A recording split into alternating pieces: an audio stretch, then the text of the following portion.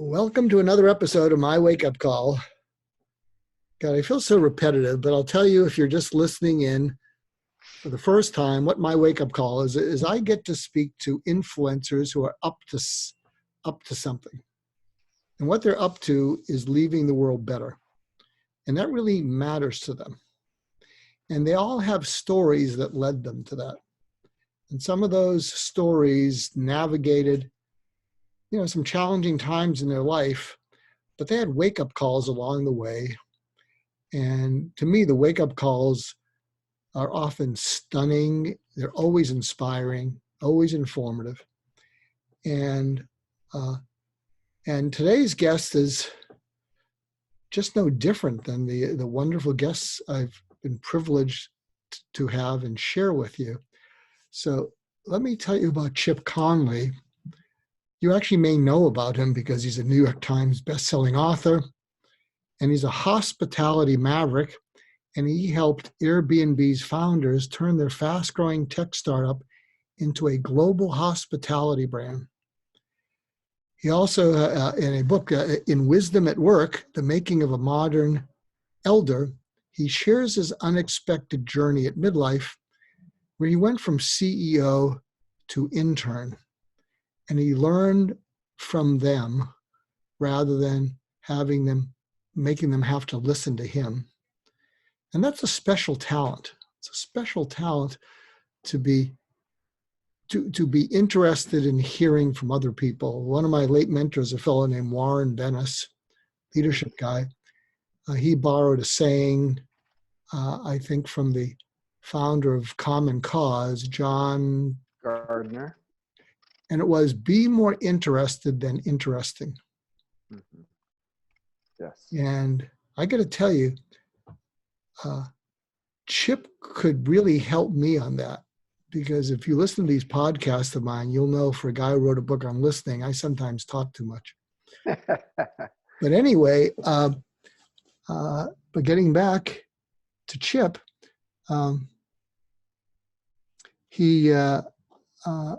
he also mentored their CEO, Brian Chesky, and he's the founder of the Modern Elder Academy, which is a new roadmap for people in midlife, and it offers them a beautiful oceanfront campus in Baja California Sur in Mexico.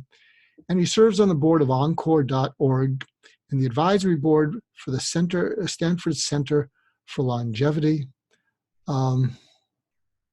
Chip, it's so wonderful to be with you. And what I want you to unpack, if you're willing, is a little bit about how you got into the hospitality area, a little bit how you became an intern instead of a CEO. You became a learn-it-all instead of a know-it-all, as Satya Nadella would say. Mm-hmm. And then this transition to the Modern Elder Academy. So talk to us, Chip. Sure. I'll give you a brief summary and then we can dive deeper. So at age 26, a couple of years out of Stanford Business School, I decided to start a boutique hotel company. It was very early in the trend toward boutique hotels. So I was one of the first in the US to open a boutique hotel. It was in San Francisco. And then over the next 24 years, my company, Joie de Vivre, which means joy of life in French, became the second largest boutique hotelier in the US. Created 52 boutique hotels, all in California. Then I had my wake-up call, my first. I have had a few. I had a wake-up call at age 47, and I'd gone through the dot-com bust, and the company had done well during that time. But then we went into the Great Recession, and I just didn't want to be doing it anymore. To be quite frank, I had written my third book the prior year. I was on a speaking tour for that, and I just really didn't want to have the responsibility of running a company now with 3,500 employees. Beyond that, I had a couple of friends commit suicide. I had a son who was potentially going to prison wrongfully. I had a romantic relationship ending. I had, and we were running out of cash with the Great Recession. So I ended up having a flatline experience. So, first of all, I love the name of your podcast because as a hotelier, a hotelier who has a wake up call will take it with particular notice, because we're in the business of giving wake up calls. So what happened was I broke my ankle playing baseball and got a bacterial infection in my leg from that injury. And my leg went septic. And so I was on a very strong antibiotic that turns out I was allergic to. And I was in St. Louis giving a speech. And at the end of the speech, I was sitting, signing books, and I slumped in my chair, went unconscious. And about 5 or 6 minutes later, when the paramedics showed up, I went flatline, the first of 9 times in 90 minutes that I went flatline. So I literally went to the other side and, had the experience of what it's like to have a near-death experience. So that was it truly was a wake-up call, because I'm a big believer in the idea of Maslow's hierarchy of needs. And if you apply it to our career, our work, it could either be a job, a career, or a calling in the shape of a pyramid, job being at the base, with most people have that, a career being in the middle, and then very few of us are lucky enough to have a calling. So I had a calling for 22 years as the founder and CEO of this company, boutique hotel company. But in my last 2 years, it leapfrogged from calling to job. And it was never a career. And I realized I couldn't do it anymore. And I was feeling that before I had my flatline experience. All the flatline experience did was create almost a divine intervention to sort of say, yes, you're supposed to change your life. And that was not an easy thing to do. I'll just say briefly, and then I think you want to ask a question, and we can talk about the rest of the story. But to actually have had my identity so attached from age 26 to almost 50 as this entrepreneur and well-known sort of Bay Area personality, won awards for the most innovative CEO in the Bay Area, things like that. But to know that I was going to sell my company at the bottom of the market, not for a lot of money, but I was also going to save my life.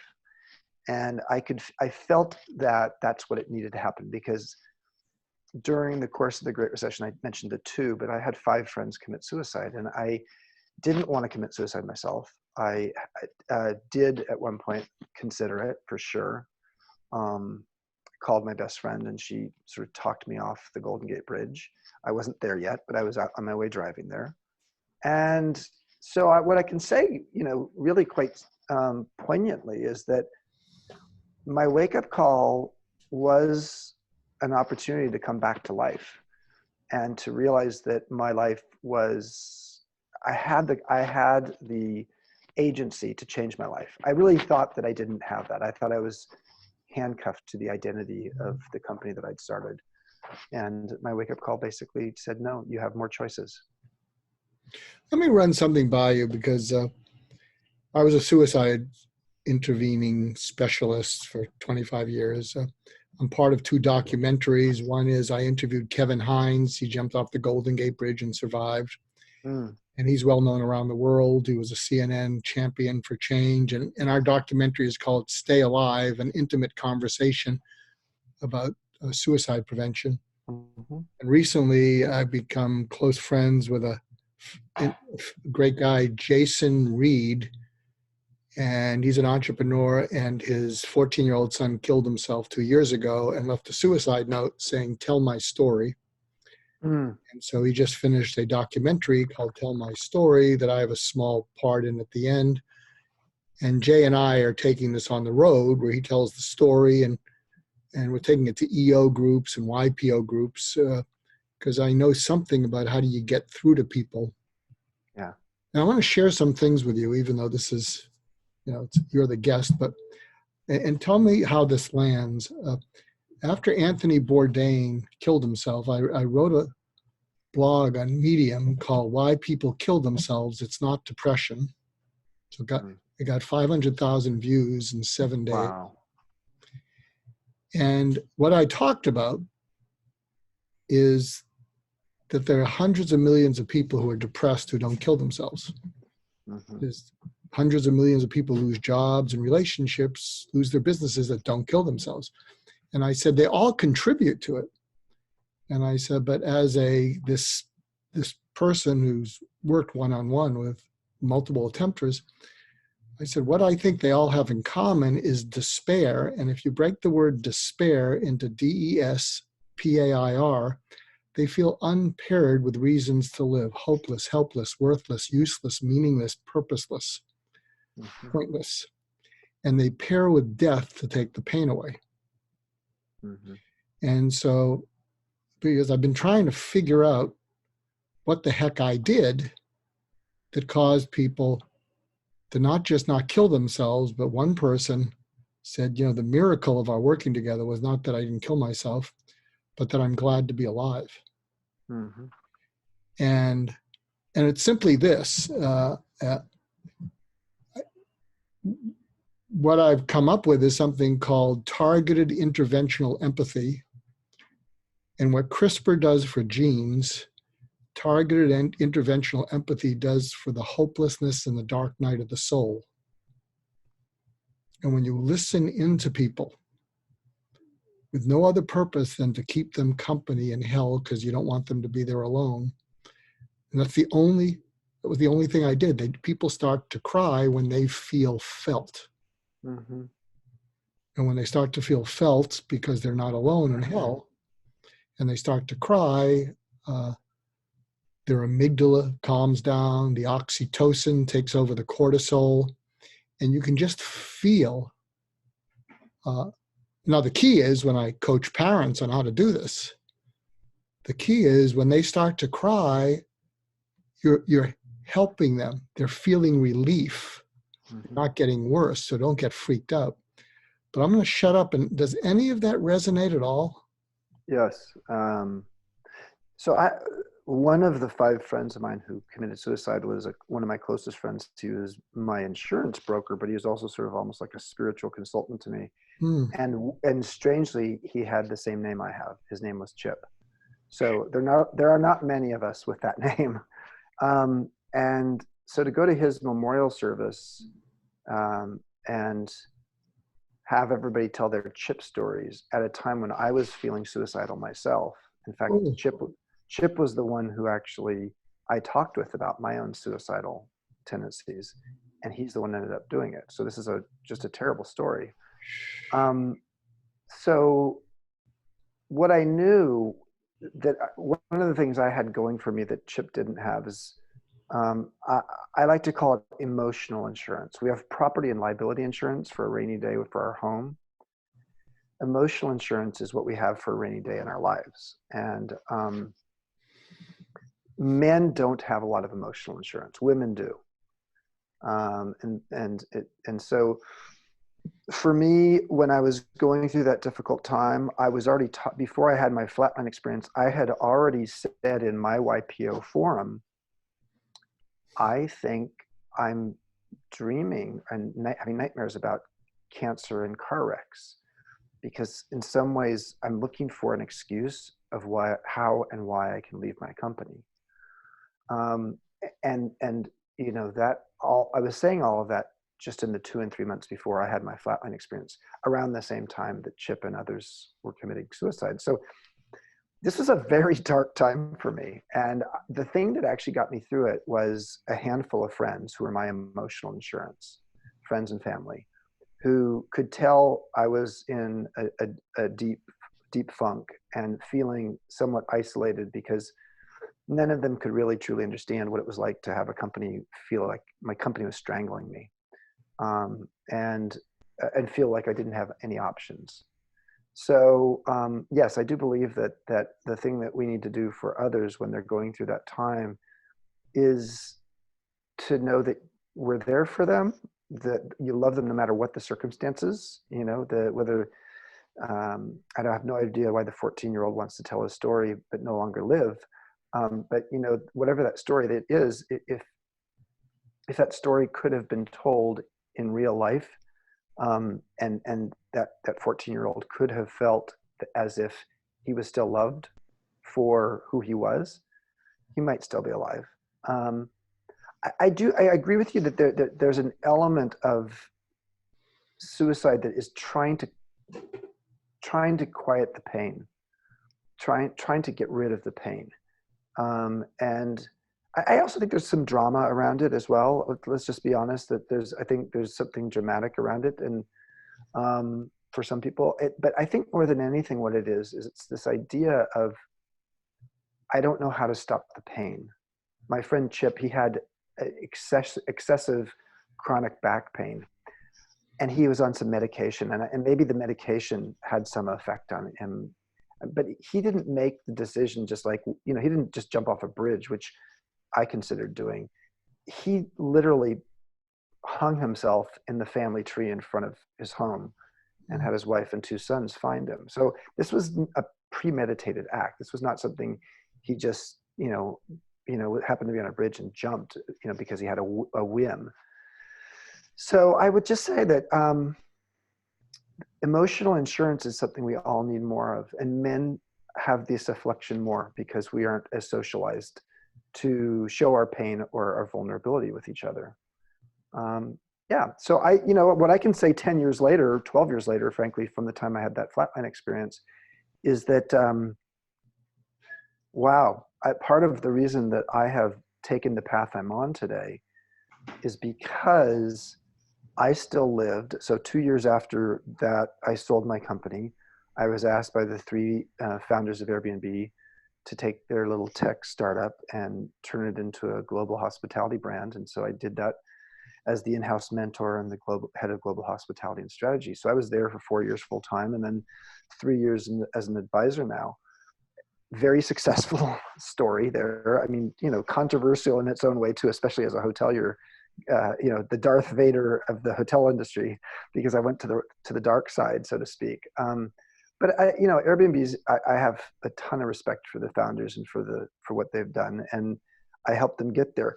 What that allowed me to do was to see, number one, that I was the boy wonder when I started my company at 26, but at age 52, when I joined these guys, I was now the modern elder. That's what they called me, because I was twice the age of the average employee there.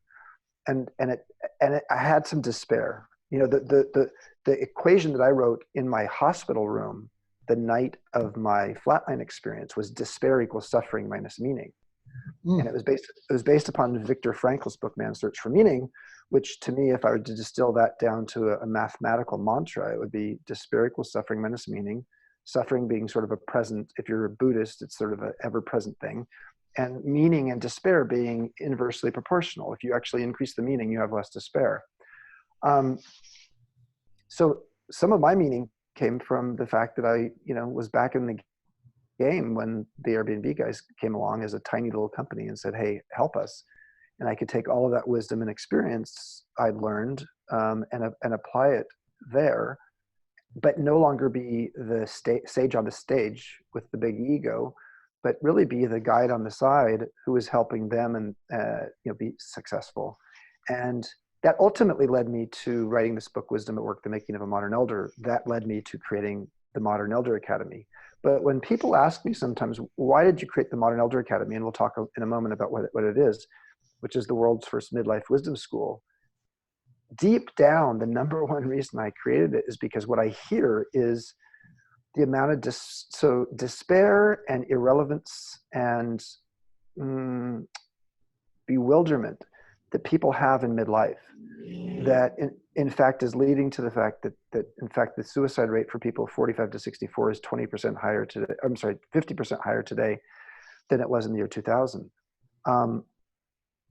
So what that means is that we have an epidemic of people feeling a sense of despair, and whether they're using opioids or a gun to actually try to get rid of the despair, we need to take a step back and say, gosh, in the 20th century, we had three new life stages that came along.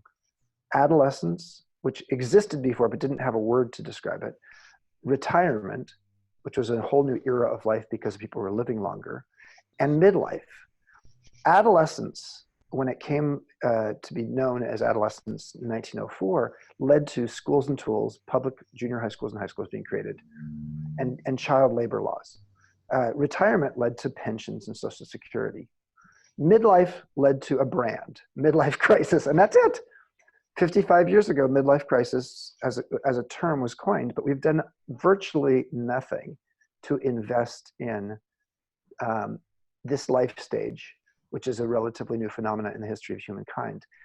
And in an era where we're going to live longer, power is moving younger, and the world is changing faster, we do need schools and tools for people during their what's called midolescence, which is a relatively new word to say the adult corollary to adolescence. Midolescence is 45 to 60 when you're going through emotional and hormonal changes. And, you know, there's a need for people to have some kind of support during that time.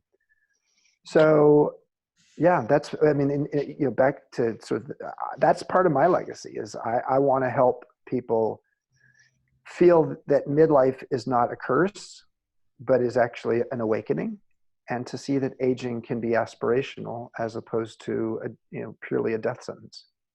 I want to try something out on you. Are you game? Yeah. You know, so I had a pretty thriving practice one-on-one. And every session was just like every podcast is a conversation. I have no idea where it's going to go. If people are looking for, you know, the 6 steps to get rich quick, you know, don't listen to my podcast. And something that I observed in high achievers who felt unfulfilled, I actually wrote something on it, and it was called the syndrome of disavowed yearning. And the idea being is that at a young age, there wasn't a connection, but they could distract themselves in achievement, and they actually got patted on the head. But that warm connection that wasn't based on being a human doing, but being a human being, was not to be had. And sometimes you had narcissistic parents or depressed parents or whatever. And there's a whole new thing, if you don't know about it, you find it interesting, called adverse childhood experiences. If you look it up, it's so the latest thing is that what they're finding is that when children have been overly neglected or abused, or they just saw conflict, the correlation between that and later mental illness and addiction is huge. Adverse childhood experiences. And it makes a lot of sense. And so what I've discovered is people disavowed yearning for that connection because it wasn't to be had. And if they could turn it into achievement, boy, that was neat. And achievement can give you excitement. It doesn't give you joy. It gives you excitement. And you can run on excitement for a few decades. But what happens is as you get older, part of what's missing is there's still a yearning underneath for an intimate connection to yourself and others. And activity is better than inactivity. Being productive is better than being unproductive, but it doesn't necessarily take care of the disavowed yearning, if that makes any sense. And because I mean, I've been an outlier my whole life, and not on purpose. It's just kind of how I've been. And so my approach to people is to go into their inside and just keep them company there, and then see what shows up. And never let go of keeping them company. I mean, I remember some of my suicidal patients saying, you know, I'm having problems telling my parents what we do. I said, well, what do you tell them? And they say, well, you know, Dr. Goulston's keeping me company in hell. And it feels better. And my parents say, well, we could do that for free. And they say, yeah, but you're the ones who caused it. You are my hell. You are my hell. And, so I don't know if any of this resonates with you, because here's what I'm picking up from you, and I hope this leads to more conversations. I'm not sure if it's a lonesomeness in you, but there's something that's part of your calling that calls out to you, and it's elusive, but damn it, you're going to figure out what the hell it is, and you're going to help it. but your strong suit is you're great at building things, you're great at analyzing things, you're great at scaling things. And so you're doing all of that. And that's a much better, the people that you're helping, it's a much better version of what they're doing. But I can see that, I think I sent you something about this Count Me In community. Yes. That we're building. And one person said, I'm homesick for a home I never had. And home is about connectivity. And, and as you're talking about the community, I think we have to make a distinction that women have it a little easier because they connect to their children. They connect to their grandchildren. Maybe they're overly involved, but they're connected to them. Their purpose is, I don't need purpose schmurpus. I'm there helping my kids and they're appreciating me, and I'm just head over heels in love with my grandkids. And I just became a grandparent a year ago for the first time. Congrats. It is unbelievable. I told my wife, I said, I've never been in love like this ever. and even when I met you. That's so interesting, Mark. I just want to interrupt. I gave a talk 2 nights ago in Houston. And one of the questions I asked the group was talking about the Modern Elder Academy. And some people were alums, but most people were just interested. And I said, what is it that you wish you'd known 10 years ago that you know now? And how would that have influenced your next 10 years? And a guy raised his hand and he said, I wish I'd known 10 years ago that love could come back and exist.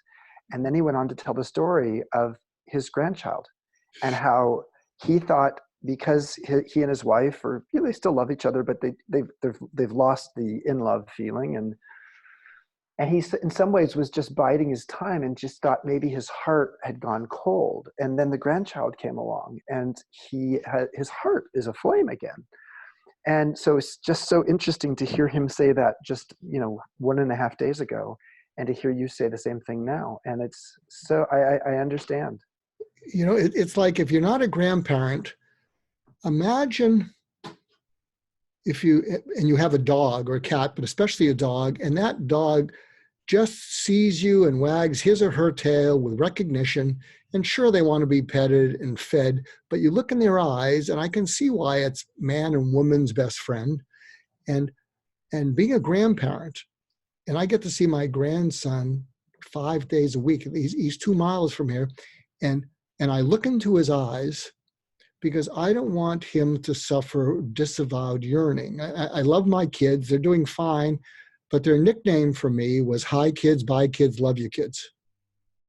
Because I had to go out and get a job. So I wasn't as present as I can be. And it's fascinating, because what I'm doing with my grandson is I'll look into his eyes, and I have a way of holding people's eyes. Like, see, right now I'm shifting, but I'm looking into your eyes. And I can hold on to people's eyes, which is what I did with suicidal patients.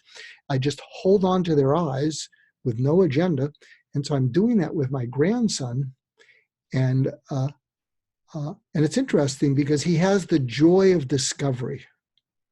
When he discovers something, he'll look up at me, and I look into his eyes with, he's not yet talking. Yeah. Tell me about it with your eyes. And then he takes a second hit.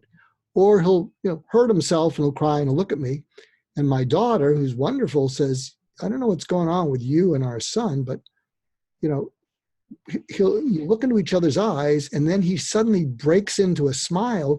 And what I'm doing is I am marinating him in Erik Erikson basic trust. When I'm with him, that's all I'm doing. And I'm imagining he's saying to me, was it good I was born? Yeah. Are you glad I'm here? You have no idea. Am I going to be replaced by technology? Don't know, but we'll deal with it. And I'm imagining he's saying those things. Of course, he's not saying those things, but it's a way of me being present. And I'd love to talk to that person because and I hope you have the experience someday, or, you can have this experience also when you mentor people, young people. I've started this global movement called What Made You Smile Today? And we just launched the TED Talk. We were waiting for that. I actually launched it in Moscow 3 months ago and got 1,000 Russians to stand up and go over to strangers and say, what made you smile today? And it's on video. But you can do that with the small people in the world. There was a young man from India. He wrote me, and I'm a little disorganized. So I may drop the ball in returning a call to a Fortune 50 CEO, but I might return an email to a homeless person in India. Mm. and and so I sent an email back to him. And then at the end of it, I said, what made you smile today? And he said, nobody as important as you has ever typed my name. Mm.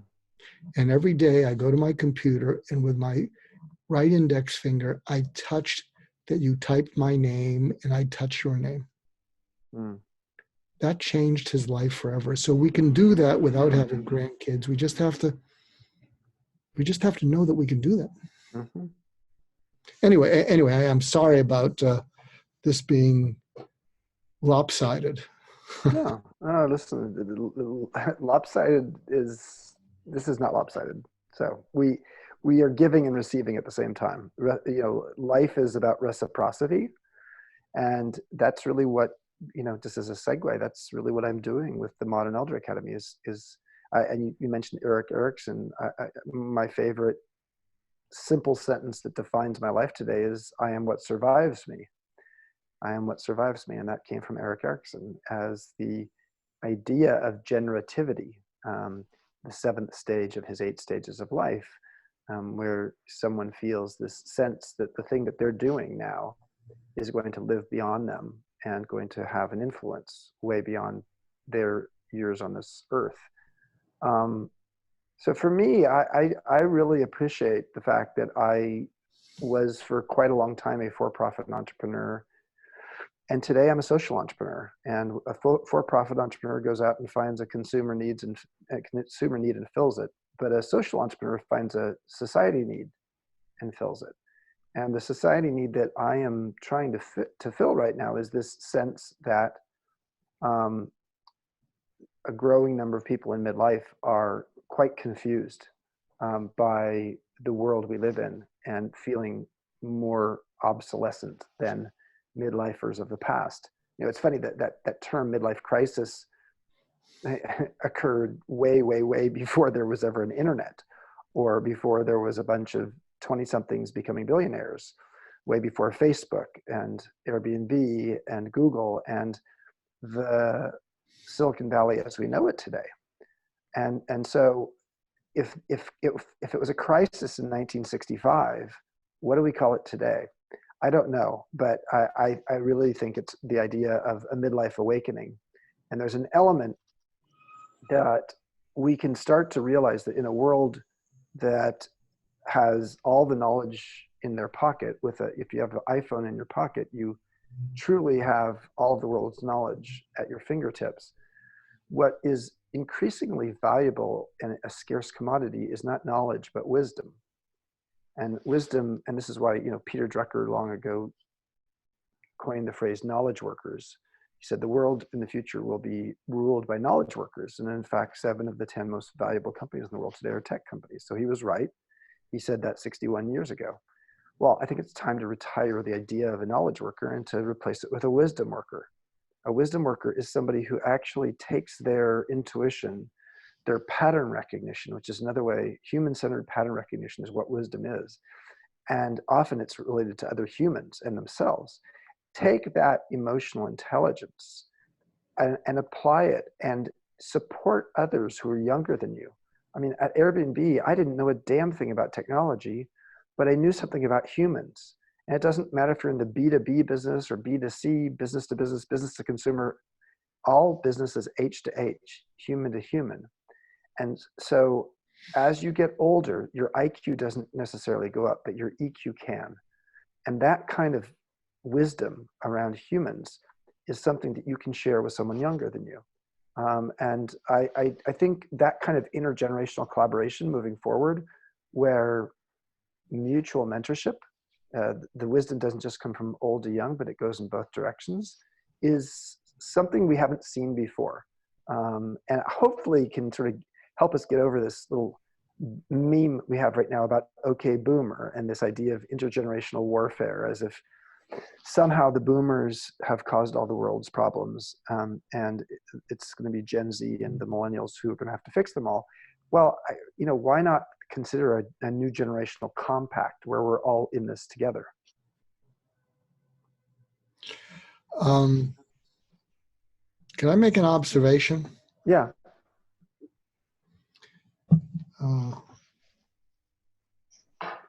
As I'm listening to you, and I'm saying this with deep respect and increasing affection, which is what I usually say when I'm about to deliver something. No, and those things are true. And I hear a voice in you speaking to me, and I want to tell you what it's saying to me. Mm-hmm. The voice says,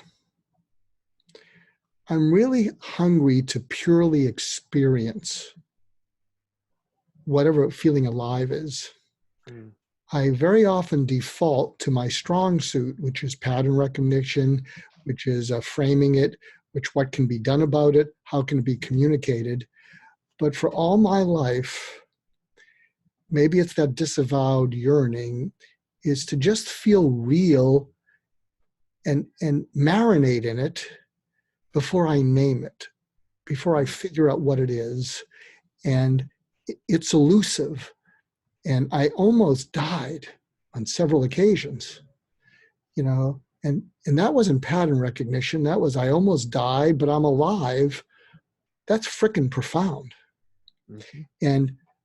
But I'm a great builder. I know how to create things. I'm a social entrepreneur. But there is this hunger to experience purely before I analyze it. It was interesting. Years ago, I went to a meeting in Topeka. This is, I'm a good deal older than you. And this was when the Menninger Foundation was in Topeka, Kansas. It's now in Houston. And it was very psychoanalytic. It was all Freudian. I mean, they were right out of Central Casting, I am telling you, with the beards, the penny loafers, the stains on their plaid ties, really. And so I went to a meeting of the Topeka Psychoanalytic Society as part of this thing I was doing through medical school. And there was a guy named Stephen Applebaum, and it was called Visit from the Coast. So he had come out and got into the sensitivity training and all this stuff that was just overflowing with id, all this id and no superego controlling it. And it was fascinating because all through it, he would say, here's another thing they did that was kind of overflowing with id and emotionality. And I'm telling you, they would go, harumph, harumph. Yes, yes, yes. And he's got them all on board. And this was his conclusion. You would have loved it. And so they're all saying yes. And he said, so in conclusion, I would say, I would agree with Socrates, who said, the unexamined life is not worth living. And everyone goes, hurrah, hurrah. And his last statement was, but the unlived life is not worth examining. And I thought, that was the biggest gotcha I've ever seen. I mean, you could see they went, huh? But do you follow what I'm saying? And I think that's part of my work with suicidal patients is that I could see the temptation to categorize them in a DSM, and this is your treatment. But what I realized is as soon as I was doing it, it was serving my anxiety and they scared me. And it was only when I let go of that. And if you're listening in and you have a kid who's in trouble, here's the three, when I go out and coach parents, here are the three questions to ask your kid. It's best to do it also when you're driving a car because they hate face-to-face, heart-to-heart talks they don't ask for, they hate them. But when you're driving with that teen, what you say to your teen is As long as the teen's not driving. good point, because he or she will take you off a cliff. So Yeah. here are the three questions, and this is what I would do with suicidal patients. I'd say, at its absolute worst, how awful are you capable of feeling? And they're not going to be that articulate, but it's a different conversation. And they'll say, what's this? Pretty awful. What's this about? The second question is, and when you're feeling that, how alone do you feel? And they may start to tear up. And then the third question is, take me to a place where you felt that in the last week. 2:30 in the morning. And here's another observation, which I think you'll verify. When you get someone, and this is the power of story, when you get someone to describe something so clearly that you as the listener see it with your own eyes, they feel the emotion. Mm-hmm. So when you said, I flatlined, I did it 6 times, and we could have drilled down into that, but you were making a point. But if we had stopped you and said, what was your first observation when the flatlining stopped? Mm. What was the first thing you noticed? Mm-hmm. You'd be right back there. Mm-hmm. And I think I'm sharing this, and I want to thank you for allowing me to, and I apologize for you just triggered so much thought I have, because I think a lot of midlife people feel hollow. Mm. And hollow is visceral, and it feels like you could cave in. This is when veterans kill themselves. They feel hollow, and when they start to cave in and they feel they're not coming back, they have to take the pain away. 22 of them a day. But I think if you can help people lean into that and not rush them with some solution that serves your anxiety, it's amazing what you can do. Wow.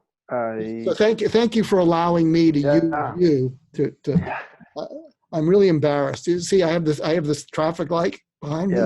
Yes. Mark, you've been going on green the whole time. It's my podcast, Mark. So I'm going to shut up and and take some time, because I love what you're doing. You had me at hello, and I want to make sure our listeners can feel the full Monty of Chip Conley.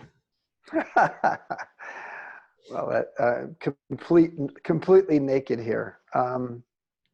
All I can say is, the reason that this is a social entrepreneur role for me is because I want to help people during a period of their life where they're going through transition, but they feel like they don't know that it's normal to go through transitions. Transition is part of life. Life is liminal. Liminality means you're going in between two things. Well, midlife is full of transitions, whether it's menopause or divorce, parents passing away, changing careers, empty nest. All these things happen, and there are emotions attached to it, but you can actually be supported by other people. There's Joseph Campbell quite presciently said something to the effect, people are not looking for the meaning in their life. They're looking to be fully alive. And so I appreciate you speaking to that, Mark, because I think part of the reason that I set up the Academy was not only to help people to feel fully alive, but also for me to feel fully alive. I'm doing 17 weeks a year of a week-long workshop with 16 to 20 people per week. And I do half, so we have about 34 a year total, and I do about half of them. And wow, my heart gets a workout. This is, as one person said last week, this is open heart surgery without the blood. And for someone who's spent most of his life trying to outrun my emotions and was both an achievement and admiration addict, to actually to set up a habitat where what we do is help people to allow their vulnerabilities to be in public in a way where they don't feel ostracized or uncomfortable, nor do they feel they're alone, is part of why we do this. People come often, people come to it thinking it's a career development opportunity, and it can be, and it is. But what they leave is the idea of, wow, this was an exercise in what we call humaning, the process of becoming more human, and more of a human being. And so all of what you've said today has been really both right on point for me personally, but also I think right on point for many people who are listening. Okay, I'm going to give you a sound bite that you're welcome to use. It's my words, but you inspired it, so own it. Mm-hmm. And if I was coaching you, and maybe this is your next TED Talk. And don't worry. Oh, you can attribute it to me. No, I'm attributing it to you. And I've seen your TED Talks. And this is what I'd love to see you do, is that you step up there, you pause, you look at the audience, and you say in a measured but earnest voice, I know what it's like to feel lost and then plummet. And I'm here to help that not happen to you. And pause and feel it. Mm-hmm. And just stare at the audience.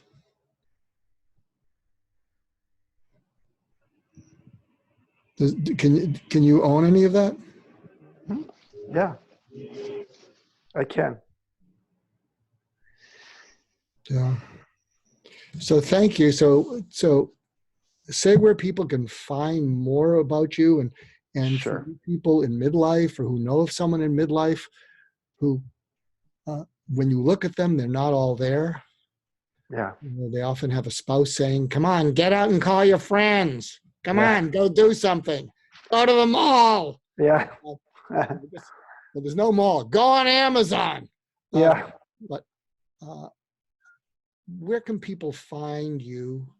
I think you mentioned it, but give them a second helping. So Chip Conley, spelled Conley, is the website, chipconley.com, and the modernelderacademy.org is where they can find that. And I have a very active LinkedIn account, so I as well as a daily blog called Wisdom Well, and that is right there on the Modern Elder Academy website. And if you subscribe to that, it's free, and you get a daily email from me each morning with a little microdose of wisdom to sort of start your day.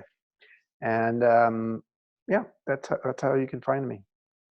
Yeah, and please go there if you're listening in, because I hope what you picked up from Chip, in addition to his being polite and allowing me to talk more than he did, he's on this journey with you. And watch his TEDx. I mean, he's on the journey with you. He's not proselytizing. And that's rare. People talk over, at, and to. They rarely talk with. Mm. And people are dying to be talked with. Mm-hmm. So he just overflows with it. So I want you to check that out. And so to our listeners, thank you again for listening in. You know how we end this. Everybody has wake-up calls. Not everybody wakes up. Don't beat yourself up if you miss the next wake-up call. There'll be another one coming down the pike. And take good care of yourself. Take care of the people you care about. And thank them more for their caring about you. Beautiful. Thank you for what you're doing, Mark. Well, thank you. Thank you. So until next time, thanks for tuning in, and Take care.